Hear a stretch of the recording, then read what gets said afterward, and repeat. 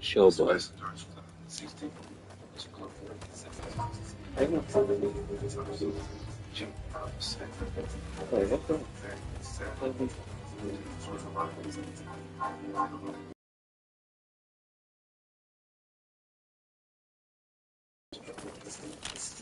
How do you work that?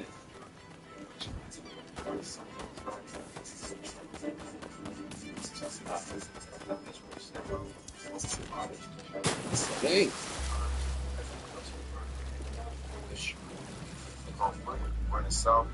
It's real life.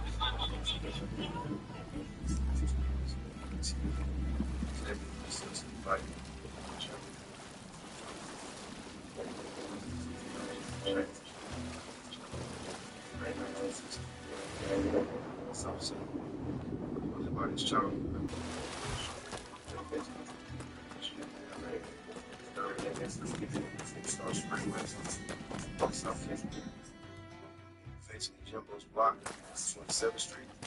Foundation. Met someone. 27th Street. This clip will be known as U7. Now, during his 10 years in LA Live, his other homes from the neighborhood, and his said by many people, that Jimbo never turned out into the phase.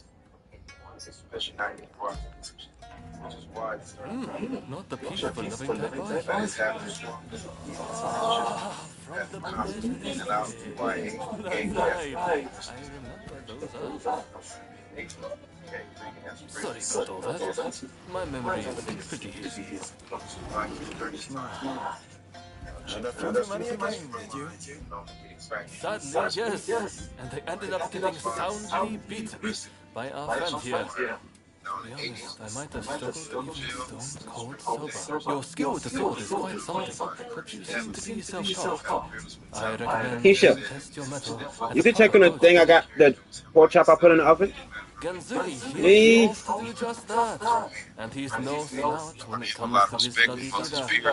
And No wonder he's showing over you the next few years, he will hustle on the streets and start selling crack on the block. But like many, this would lead to him being arrested in 1986 for being in possession of a controlled substance. And also later, he was arrested for being in possession of a firearm yet again. Now jail will become a regular occurrence for Jimbo, but on the streets, the war started to heat up. The Rolling 20 Bloods were at war at the time, but they built a rivals. The Rolling 30 Harlem Crips. Now multiple shootings, stabbings, and fights would take place amongst both hoods. Now by the mid-80s and into the 90s, LA was considered in its drive-by here.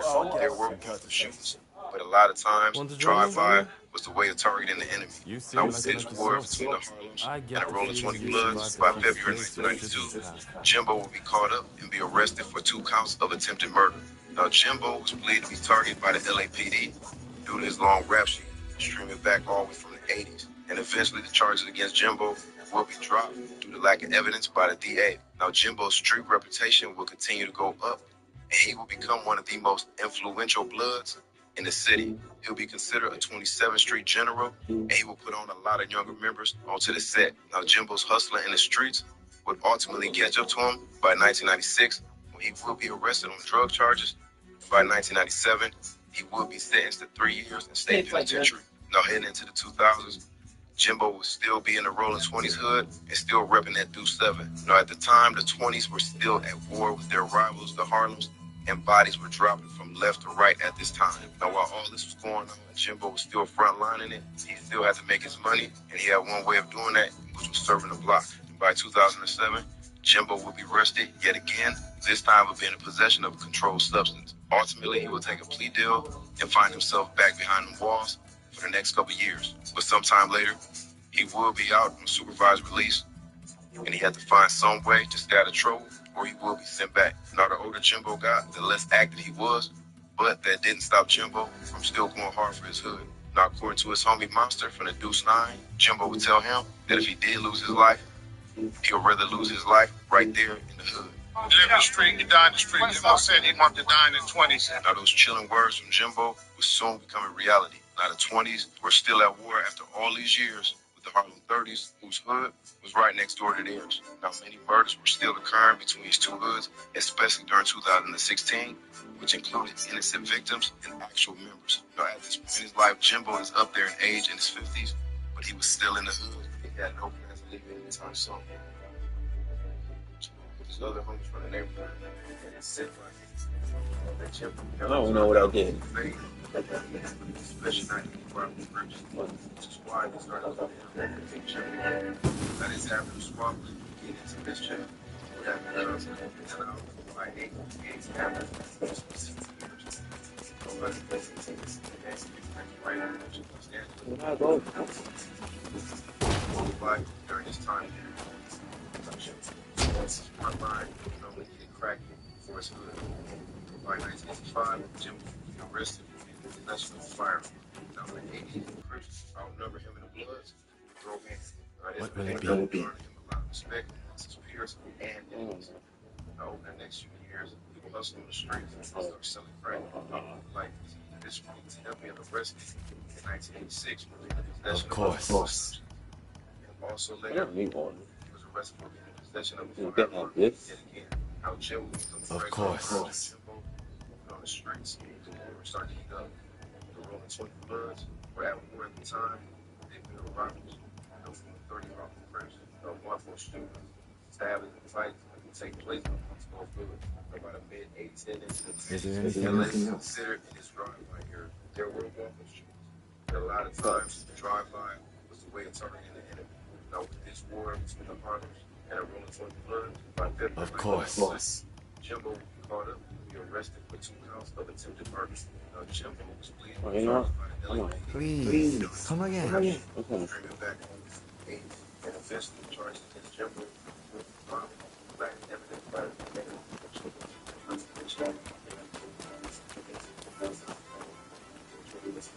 How are you? I don't know what to go. Jimbo Missing you. still representing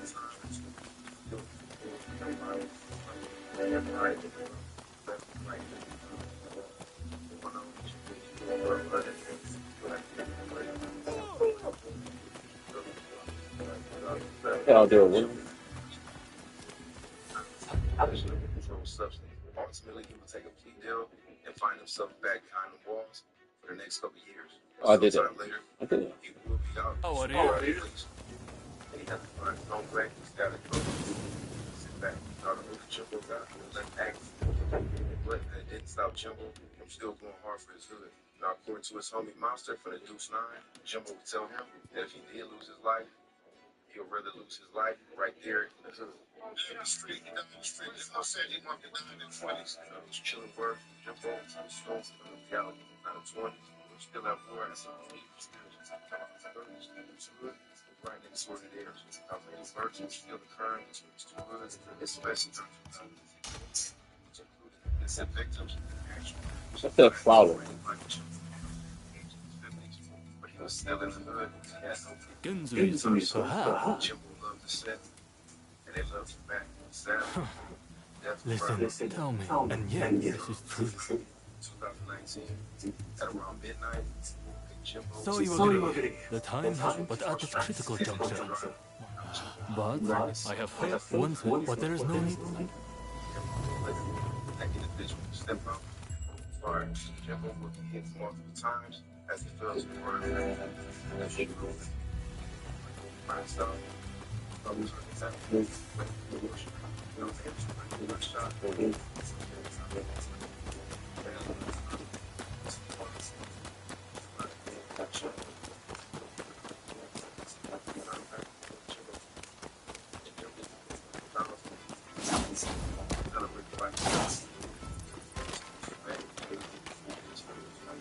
Oh,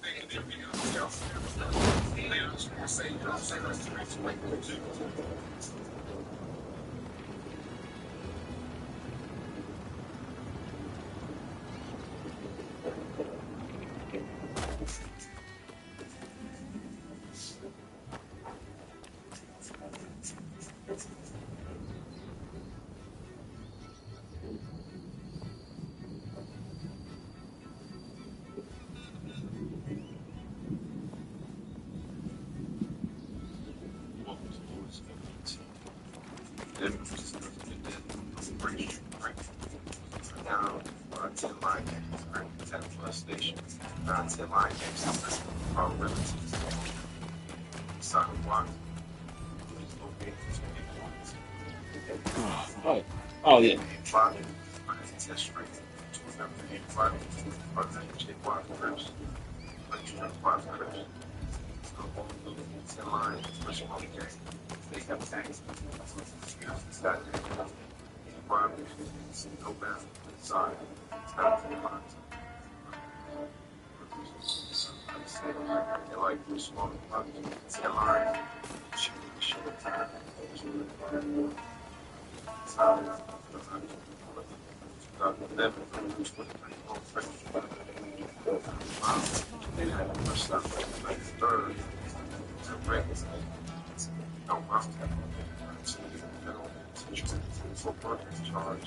That just got up in 2003.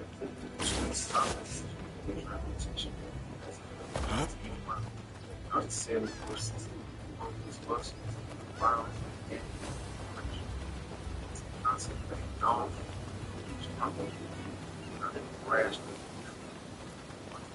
How are you? Ah, so you came. The others are already in position. It seems security is tighter than we expected. Still, if we can get the headers, the samurai you seek is bound to appear. If we join forces, we'll all get what we want. So, what do you say? Splendid. Now, let's wait for our chance.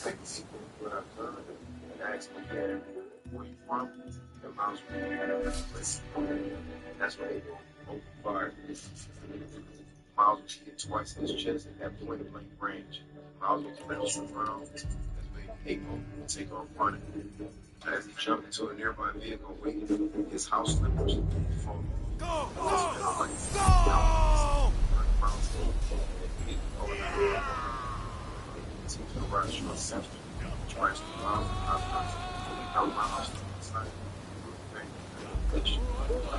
Start the investigation.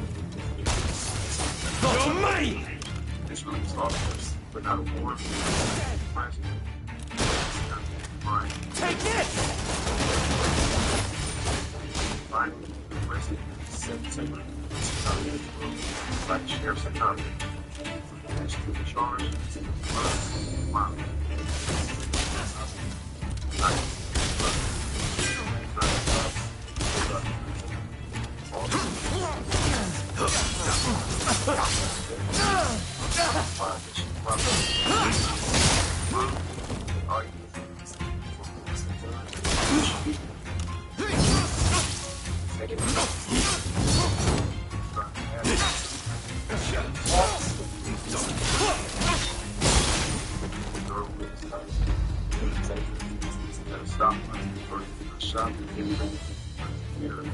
So running into the star, they don't take this to see. So it ensures that they know that they have to have a monster running with the years. Nobody take those defenses. Already had this was the case of the sake 19. That's what that thing is burned that they premiere was awesome. Album text, Prepare yourself!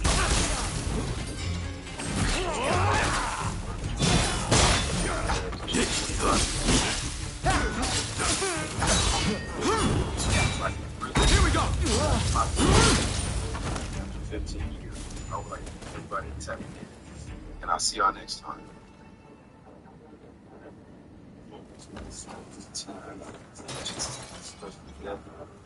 5-7 3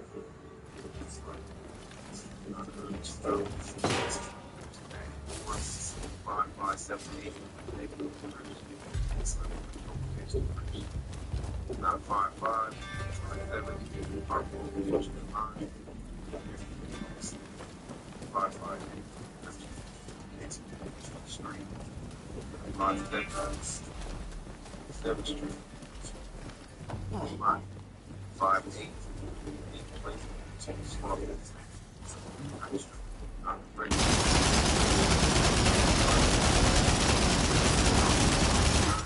they have been strange so they lots.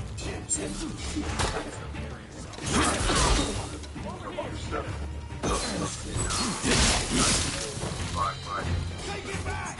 Next time, it's not those things.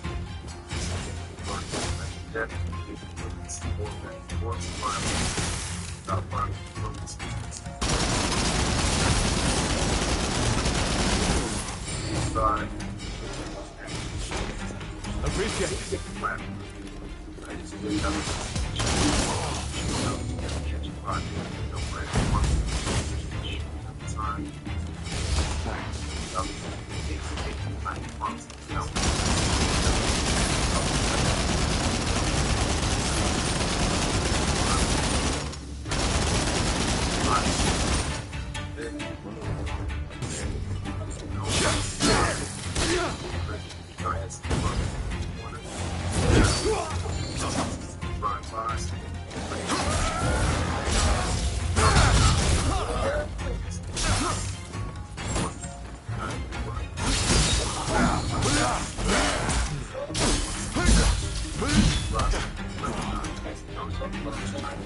Appreciate it.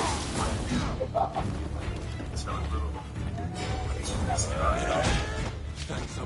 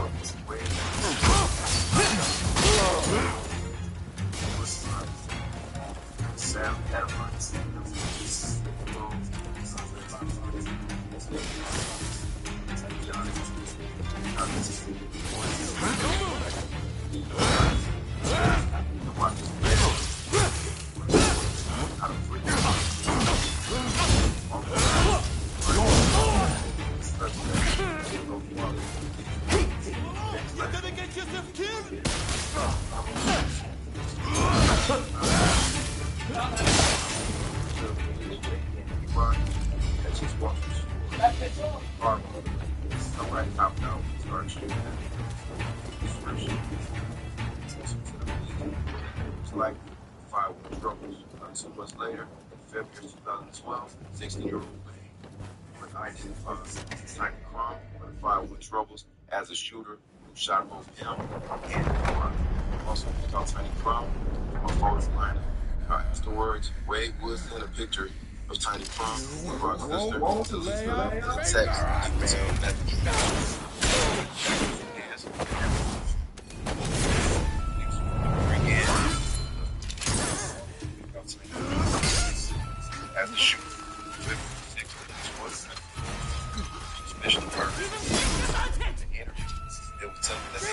Kill them this instant! I knew it. You are lying. So later on that day, police will place Tiny Chrome in cell informant. This conversation, Tiny Chrome telling the informant that he was a shooter. The gun that he used for murder, he had already got rid of that same exact day. He would also tell the informant that Watch out!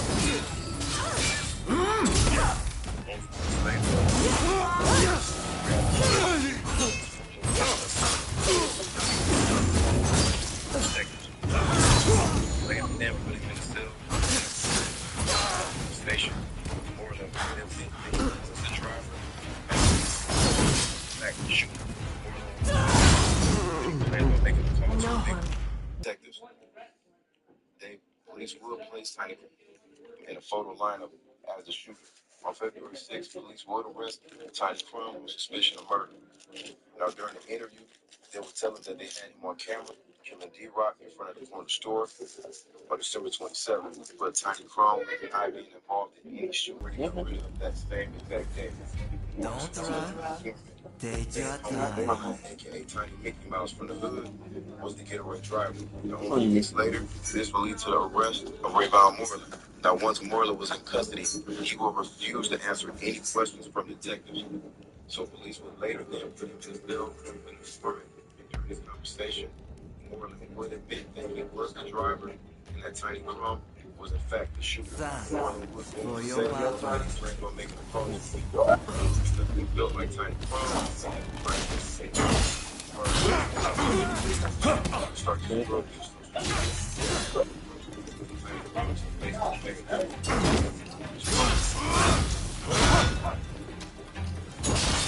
Okay.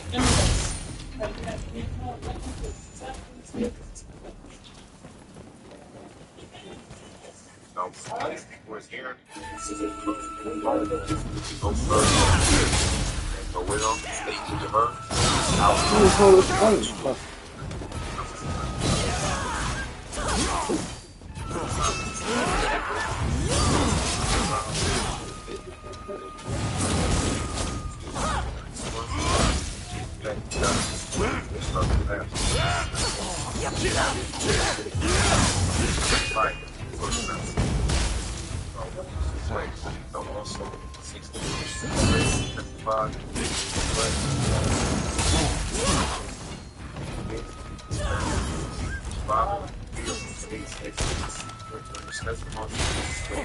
Not good enough.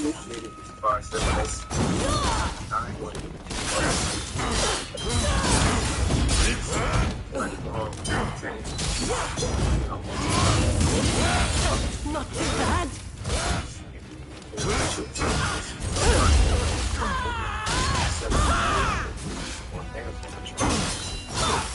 It's just too easy.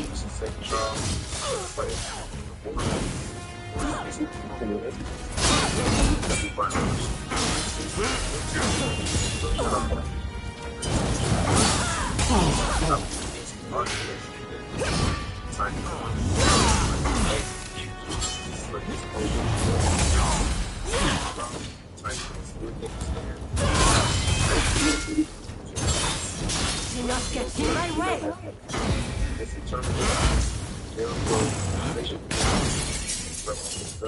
Open the window.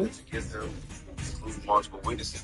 Tiny Crumb was sentenced to 90 years to life in prison for murder, attempted murder, and firearm enhancements. I would like to thank everybody for tapping in, and I'll see y'all next time.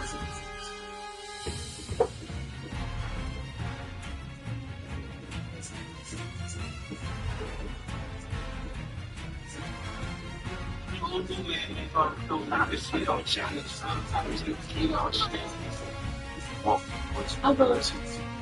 today we're going to be discussing the life of family action. I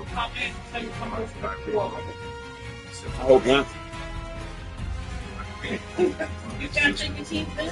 No, just take your own piece.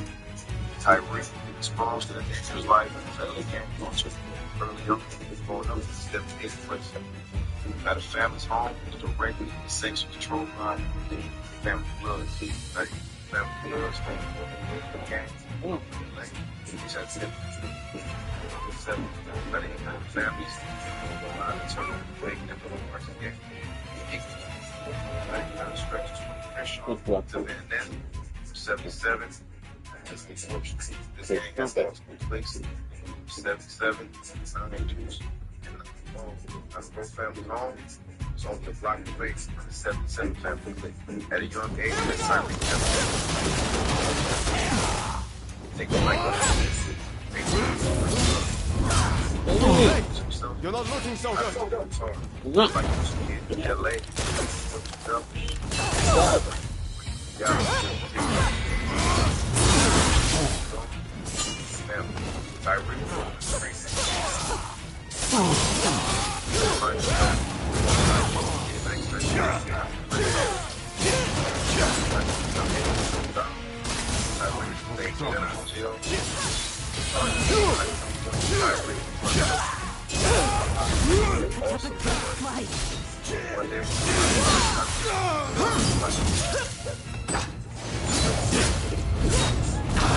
This week is a risk. If he's trying to fail,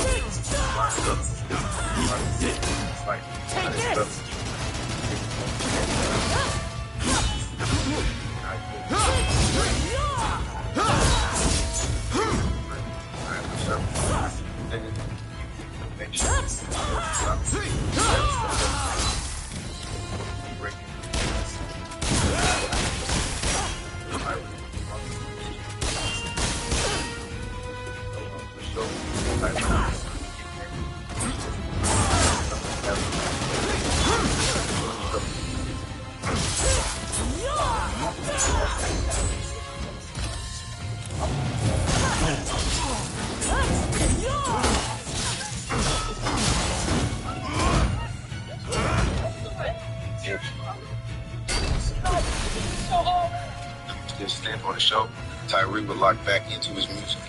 He would create his own genre of music called game.I.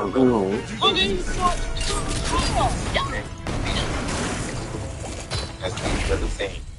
So Tyree would go out and audition for a VH1 show called Charm School. Now while on the show, Tyree would go by the nickname Seashells, and he would be known for having an argument with one of the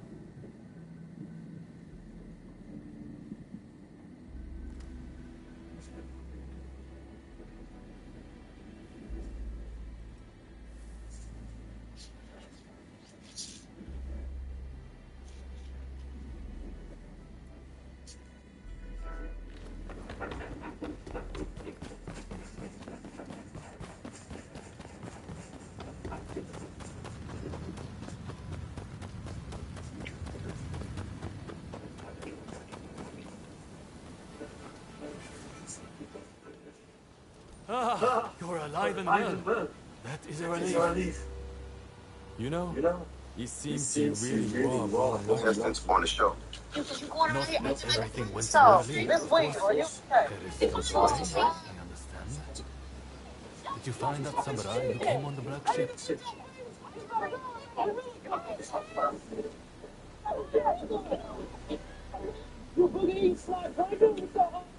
Now after his stint on the show, Tyree would lock back into his music. He would create his own genre of music called ghetto metal. And this would lead to Tyree being featured on a compilation album called 10 Years with the Blood. He would have multiple songs on his album, which had features, which included E40,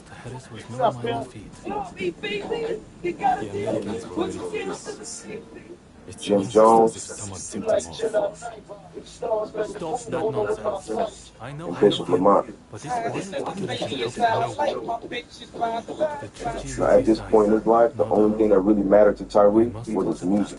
But at the same time, Tyree still lived in Inglewood and nearby his old neighborhood. Over the years, Tyree would continue to create music and release music videos. Now, in the summer of 2012, Tyree would start having issues with some of the homies from Inglewood. And this would lead to him getting into it with one of the younger Inglewood family members named Monkey B. Now, it's unclear what the issue was between the two, but there was a lot of tension. Now, rumors would start to spread that allegedly Tyree had put money on Munchie B's head. And in August of 2012, Munchie B would be shot in a drive-by, causing him to lose his vision. It's only 12, I ain't gonna never get out on him. On Munchie B's head. And in August of 2012, Munchie B would be shot in a drive-by. Munchie B been wearing glasses. Causing him to lose his vision. It's only 12, I ain't gonna never get out on Imperial. I had to go handle some business at IPD station where they about to head back towards the east where Moms was standing at the time, driving down Imperial. Somebody pulled up on the side of my car, let off a gang of shots. I ended up taking a shot to the head. You know, I ended up losing my sight though, but I bounced back. I was targeted, but took the right precautions, but evidently not enough. Somebody ID'd me. Now with this shooting of Munchie B, the whole hood was hot, and things would start to spiral out of control. On August 25th, 2012, Tyree would be out in Compton at a recording session.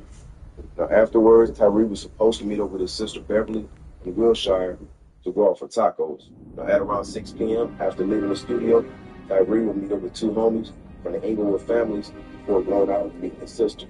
He and the two men would drive around in Tyree's Mercedes before one of the men in the car told Tyree to pull over on the 1900 block, 77th Street. As the men stepped in the car talking, that's when one of the men put out a firearm and opened fire. Tyree was struck in the head, leaving him slumped over in the driver's seat. Immediately, two men would exit the vehicle and run to a nearby tan-colored van, which was waiting for him. Neighbors who heard the shooting would call 911, who would arrive on scene to find Tyree. EMTs would transport him to a nearby hospital, but not long after arriving, Tyree Rowe, aka Uwe, will be pronounced dead at the age of 39. Now eventually, Munchie B will release a rap song called Make a Way, where he would confirm that Uwe had put a bag on his head. Uwe, I done dropped a tear, nigga 6 feet deep, he belong there, he put a bag on me, ain't no... Now to this day, Tyree's murder still remains a cold case. I would like to thank everybody for tapping in, and I'll see y'all next time.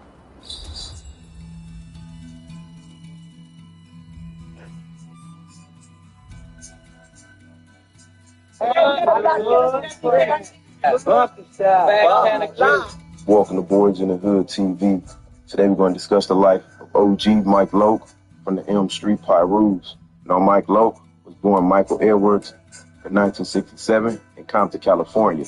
Now raised on the east side as a teen, Michael witnessed the early growth of the Pyrus and see Ludus Park grow into a force. Eventually, most of the older homies from the Elm Block would go to jail or join the military, which would leave many of the younger youth, like Mike and others, fend for themselves against the Crips. Some of the younger Elm Street kids, which included OG Louie, who at the time would claim looters. Elm Street, they had no choice to defend their hood at all costs.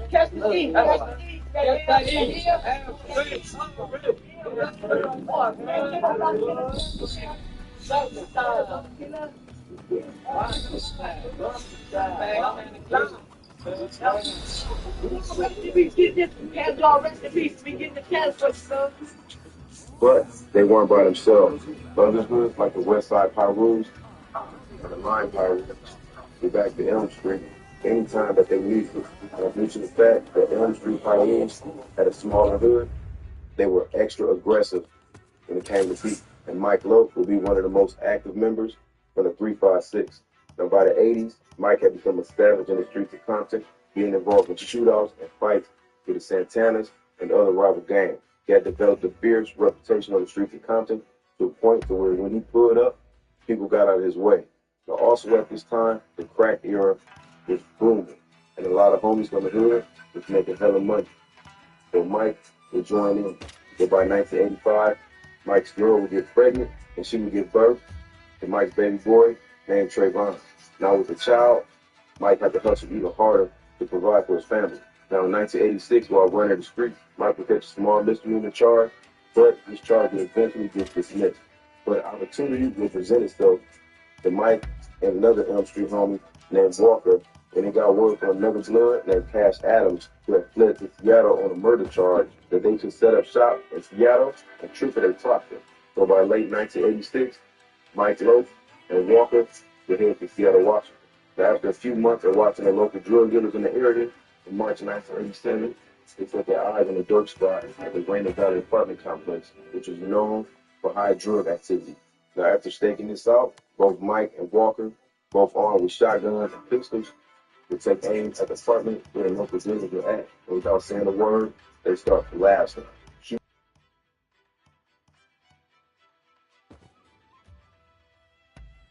Took over the apartment complex and set up shop. And over the next few months, they would bring even more Elm Street rules over into Seattle to enforce their dominance over anyone who tried to cross it. But word would also reach back to the Crips in LA and in Compton. They would eventually make their way out to Washington. And this would lead to Seattle becoming a war zone for the fight for drug trade. For drug millions has led two LA gangs, the Crips and Bloods, to expand to the Northwest, battling for truth in Seattle and Portland. Now, some gangs like the Roman 60s and the Hoovers would head over to Tacoma, but gangs like Santana's would make their way to Seattle, exactly where the Elm Streets were at. She goes to Santana. I don't know. This cop is here.